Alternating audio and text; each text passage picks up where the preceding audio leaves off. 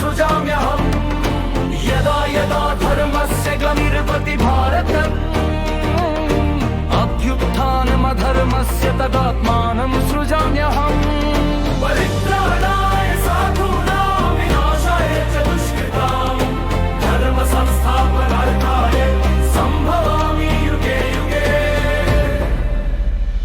क्या आपने कभी सोचा है, अगर अर्जुन के हाथों में गांडीव ना होता तो क्या महाभारत का परिणाम वैसा ही होता? शायद नहीं, क्योंकि यह सिर्फ एक धनुष नहीं था, यह धर्म की दिशा बदलने वाली शक्ति थी। कहानी शुरू होती है सृष्टि के आरंभ से, जब ब्रह्मा ने अनेक दिव्य अस्त्र बनाए। उन्हीं में जन्मा एक अद्वितीय धनुष गांडीव। कहते हैं इसकी डोर में ब्रह्मांडीय शक्ति गूंजती थी। जब कोई इसे खींचता, आकाश गरज उठता, और जब छोड़ता, दिशाएं प्रकाश से भर जाती।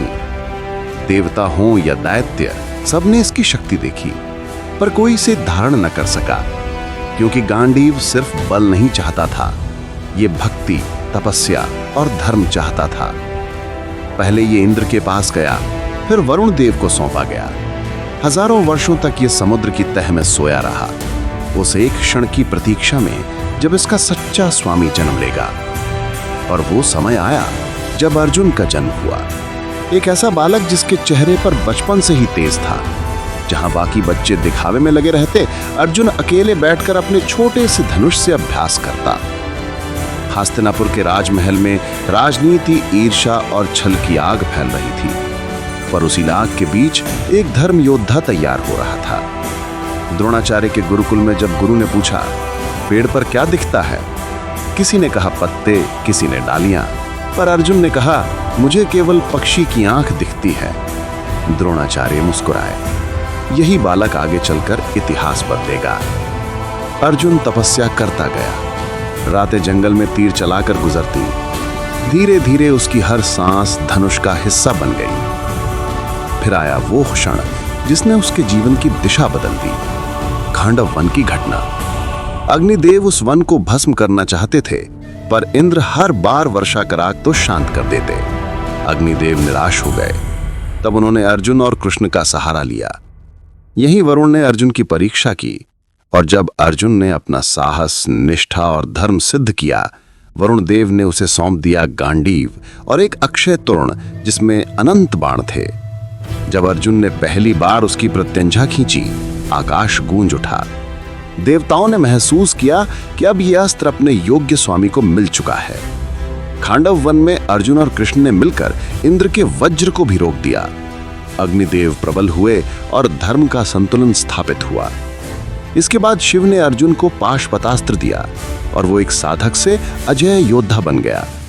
लेकिन शक्ति जितनी बढ़ती है, ईर्ष्या उतनी भड़कती है। कौरव अर्जुन की क्षमताओं से जलने लगे। दुर्योधन जान चुका था कि अगर युद्ध हुआ तो गांडीव ही उसकी हार का कारण बनेगा। फिर आया द्रौपदी के अपमान का काला दिन।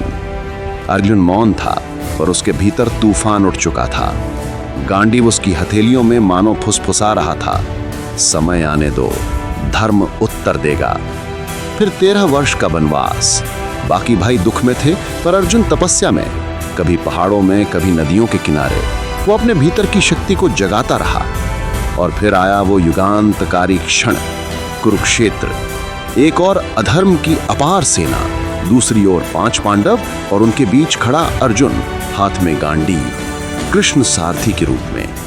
जब उसने भीष्म, द्रोण, कर्ण, जयद्रथ को सामने देखा, उसका मन डगमगा गया। वो बोला, हे माधव, मैं ये युद्ध नहीं कर सकता। कृष्ण मुस्कुराए, अर्जुन, ये युद्ध व्यक्तियों का नहीं, ये धर्म और अधर्म का युद्ध है। मौन रहना भी आज अधर्म है। अर्जुन ने आंखें बंद की, और जब खोली, युग बदलने को तैयार था। गांडीव की डोरी खिंची, उसकी गूंज से पृथ्वी कांप उठी। अर्जुन के तीर फूल नहीं, बिजली की तरह बरसने लगे। भीष्म का रथ टूटा, द्रोण का अस्त्र गिरा, कर्ण का रथ झुक गया। और फिर आया जयद्रथ। कृष्ण ने कहा, सूर्यास्त से पहले इसे मारना होगा। अर्जुन ने वचन दिया। सूर्य डूबने लगा, कृष्ण ने माया से उसे ढक दिया। सबने सोचा युद्ध समाप्त, पर उसी पल अर्जुन ने तीर छोड़ा और जयद्रथ का सिर धराशायी हो गया। यही था धर्म की परीक्षा, और अर्जुन ने उसे जीत लिया।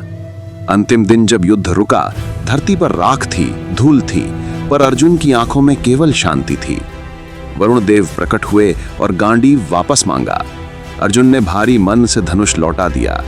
उसे समझ आया कि कुछ शक्तियां केवल एक काल के लिए दी जाती हैं। सच्ची